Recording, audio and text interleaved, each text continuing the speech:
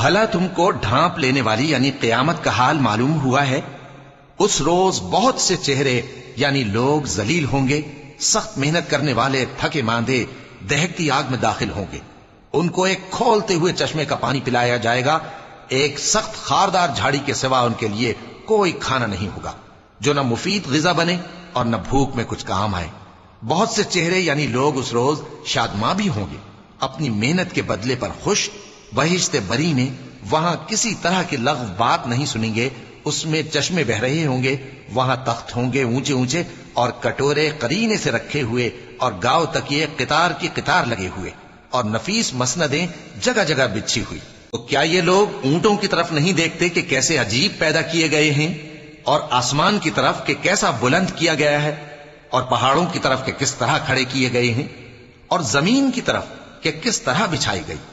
پس اے نبی صلی اللہ علیہ وآلہ وسلم، تم تو نصیحت کرتے رہو کہ تم نصیحت کرنے والے ہی ہو، تم ان پر داروغہ نہیں ہو۔ ہاں، جس نے منہ پھیرا اور نہ مانا تو اللہ اس کو بہت بڑا عذاب دے گا۔ بے شک ان کو ہمارے ہی پاس لوٹ کر آنا ہے، پھر ہمارے ہی ذمے ان سے حساب لینا ہے۔